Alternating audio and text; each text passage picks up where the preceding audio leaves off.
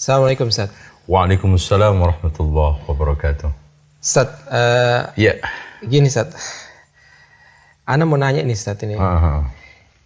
Gimana perjalanan hidup antum, Ya. perjalanan spiritual antum untuk mengenal dakwah tauhid ini Ustaz? Ya. Untuk mengenal dakwah tauhid. Sedangkan antum ini kan dulu, yang Ana dengerin Ustaz ya. Ya. Antum ini dulu kan pembela tradisi. Ya. Sangat pembela tradisi. Iya. Sekarang antum bisa kenal dakwah tauhid ini gimana, Ustaz? Apa nih, Ustaz ya? Iya, Mau tanya betul.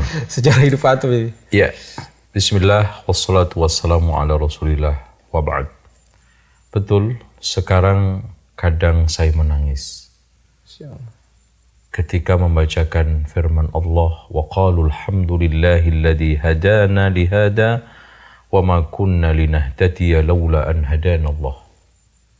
Kalau bukan karena hidayah dari Allah, mungkin dulu saya penyerang terdepan untuk menyerang Wahabi.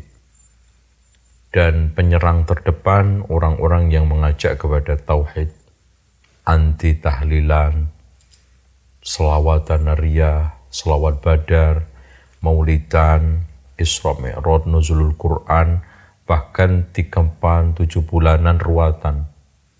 Dan alhamdulillah saya bisa sekarang ini berbalik menyadari hal itu. Dan saya sejak kecil memang dibesarkan di keluarga tradisional. Kakek saya bahkan dari bapaknya kakek saya juga, otomatis orang tua saya, keluarga kanan kiri saya semuanya adalah pembela tradisional. Yang saya syukuri nomor 2 adalah alhamdulillah sebelum wafat ayah saya, abah saya itu sudah mendapatkan hidayah, meninggalkan itu semuanya. Yang terakhir penuh dengan hujatan adalah harus melepas thariqahnya. Ini suatu hal yang saya syukurin dan saya berbangga diri, dan saya juga seakan mendapatkan nikmat yang paling bernilai di dalam hidup ini, itu saja. Adapun prosesnya, ketika saya sekolah di salah satu pesantren tradisional di Jombang, ya ketika itu saya menjelang lulus ingin melanjutkan sekolah saya. Kemudian saya mendapati informasi dari salah seorang guru saya yang mengajar bahasa Arab. Di sana ada sekolah gratis, bahkan bukan hanya gratis, dikasih uang saku, uang makan. Di benak saya ketika itu terheran-heran, hebat banget. Iya.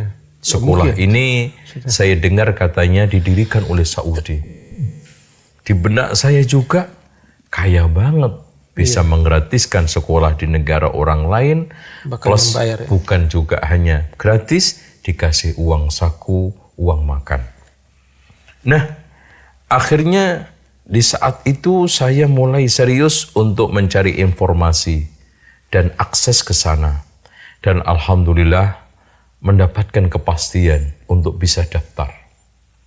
Mulailah saya pamitan satu persatu ke kiai saya, sambil cium tangan, dan juga lebih baiknya kalau dulu itu afdolnya bisa ninggalin 1 bungkus rokok, itu lebih kena tawasulnya. Gitu ya. Akhirnya saya pamit, cuman dipesan, nggak apa-apa kamu belajar ke sana, tapi hati-hati akidahnya, ambil bahasanya, apalagi realnya, nggak apa-apa. Tuh. Gitu ya, insyaallah. Karena di pelajaran pesantren saya itu ada firqah sesat yang harus diwaspadai. Yang pertama Khawarij, tokohnya Ibnu Taimiyah, kata mereka. Iya, itu kata mereka. Terus kemudian Rafidhah, tokohnya Ibnu Qayyim Al-Jauzi. Dan Wahabi otomatis Muhammad bin Abdul Wahab. Nah, proses pendaftaran saya mulai. Kemudian Saya ikutin tes, tulis, alhamdulillah lulus. Saya sambil melihat pengumuman, keluarlah nama saya, alhamdulillah. Cuma di benak saya ini terus, Wahabi bahaya, Wahabi bahaya. Mulailah proses pembelajaran dan hati saya sudah mulai kebat-kebit dan perasaan penasaran sebetulnya Wahabi itu kayak apa, akidahnya kayak apa. Dan ketika itu saya masuk di i'dad lughawi, yang saya seriusin adalah pelajaran akidah. Ketika itu pengajarnya Syekh Abdullah Al-Aidan. Kok antum bisa seriusin itu, Ustaz? Kenapa memang antum sengaja mau pilih itu kan? Iya, karena nggak tahu hati saya itu dibikin tertarik. Masya Allah. Tertariknya itu tertarik apa ya? Kok agama saya diserang-serang terus. Betul. Itu loh. Iya, ya. Keyakinan yang selama ini saya bela kebenarannya, saya yakini kebenarannya, kok diserang terus. Nah itulah akhirnya saya punya stressing untuk setiap ada pelajaran itu saya tanya, saya debat, saya dialog.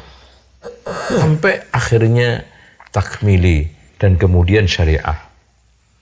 Saya mencoba untuk meniti ritual atau perjalanan spiritual saya ini masuk keluar jamaah.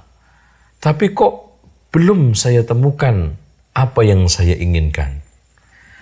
Akhirnya ada salah satu daurah yang ketika itu diadakan oleh Yayasan Al-Soffah Jakarta, yang syekhnya yang saya ingat salah satunya adalah Syekh Ibrahim Ad-Duwais. Di sanalah saya mulai kenal dai-dai ahlu sunnah ini. Asatid-asatid yang sekarang ini mendakwahkan Alkitab wa Sunnah. Tapi saat itu saya masih belum begitu bulat.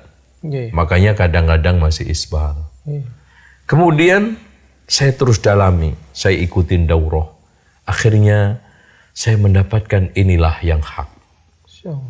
Nah, lebih-lebih lagi saya bersyukur kepada Allah Subhanahu wa Ta'ala, saya bisa berkesempatan untuk bertemu dengan Syekh Abdul Aziz bin Baz. Mengikuti majelis beliau selama 2 tahun. Antum? Iya, dari situlah mulai betul-betul merasakan bagaimana sosok seorang ulama. Yang saya bandingin kiai saya, dulu kerjaannya ngerokok. Ini kerjaannya nasihatin orang. Yang dulu kerjaannya ulama kita itu mengembangkan tradisi, ini mengajak kembali kepada Al-Quran dan Sunnah.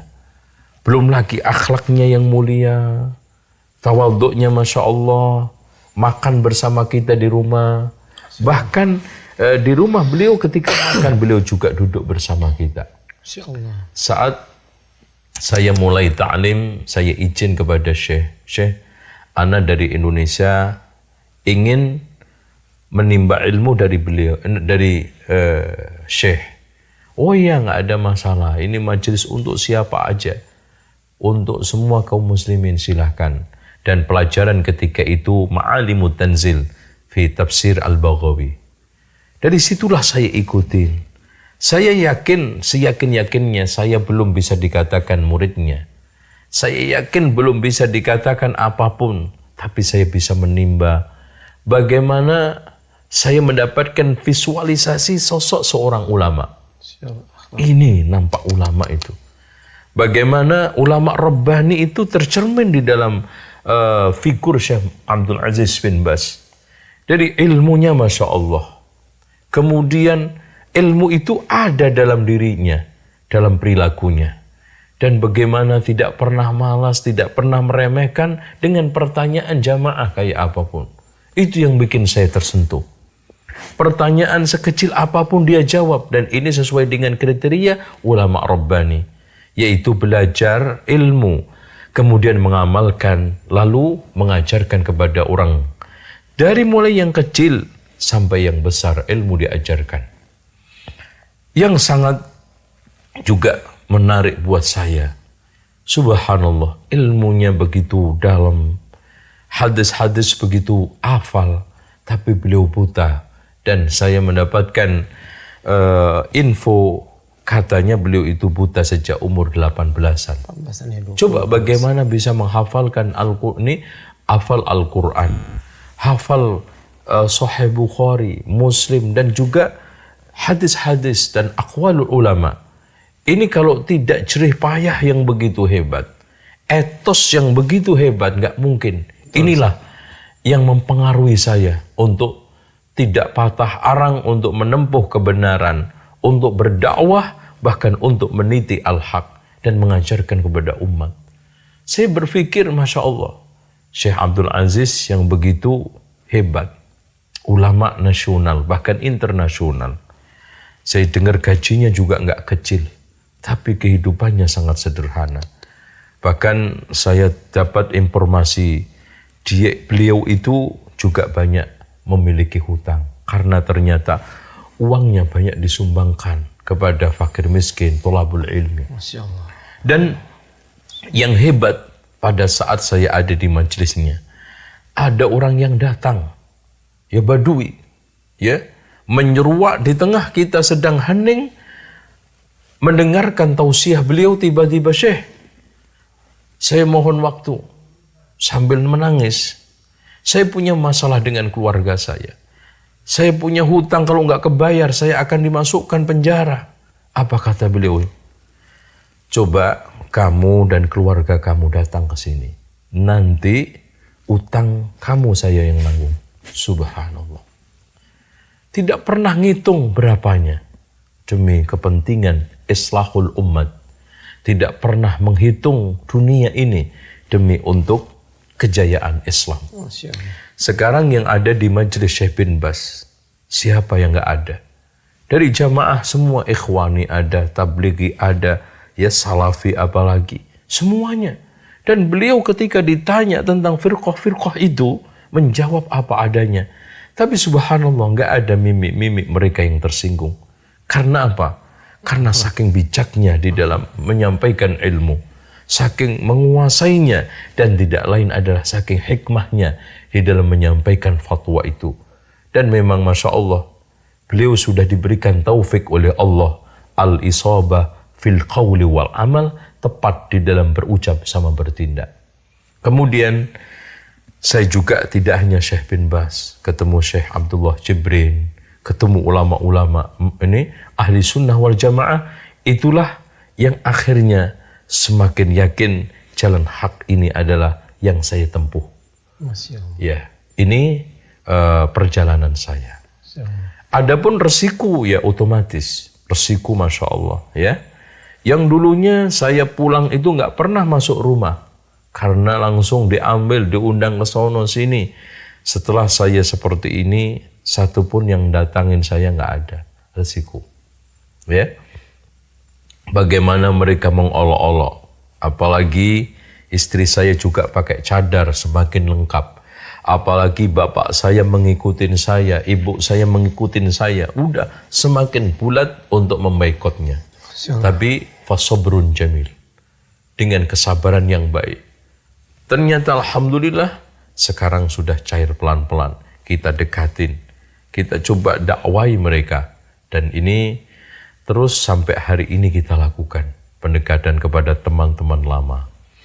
Ya, apalagi yang dulu di tempat-tempat majelis yang saya dulu sering mengajak debat ormas-ormas seperti Muhammadiyah untuk berdebat kebenaran maulid, kebenaran praktek-praktek tradisional itu. Nah, sekarang saya berbalik harus mendakwainya. Itu yang bisa saya ceritakan. Masya Allah. Ya, ya. Jazakallah khair, Ustaz. Ya, insya Allah. Mudah-mudahan ya bermanfaat, Ustaz. Mudah-mudahan perjalanan hidup antum ini bermanfaat untuk saya atau kaum muslimin, Ustaz, ya. Betul. Ya, sekarang saya hanya memohon kepada Allah satu. Saya diwafatkan oleh Allah Subhanahu wa taala ala sunnah. Amin. Itu saja. Dan saya bisa beristiqomah untuk meniti as-sunnah. Masya Allah, amin. Dan yang tidak kalah pentingnya, saya juga berusaha mudah-mudahan teman-teman kita, orang-orang dahulu, teman yang sekru, ya berjanjian bersama, tibaan bersama, selawatan bersama, mereka juga mendapatkan hidayah dari Allah Subhanahu wa taala. Dan yang tidak kalah pentingnya juga, ya, mudah-mudahan apa yang dilakukan oleh orang tua saya dulu yang mungkin menyebarkan berbagai macam kebid'ahan di tengah masyarakat, Allah ampuni. Amin. Dan mereka-mereka yang dulu mungkin merasa diajak akhirnya tersesat, semoga Allah Subhanahu wa taala memberikan hidayah. Amin, Ustaz. Itu yang bisa saya sampaikan, dan semoga Allah Subhanahu wa taala memberikan istiqomah saya di atas Alkitab wa Sunnah. Amin ya Allah. Demikian. Assalamualaikum warahmatullahi wabarakatuh.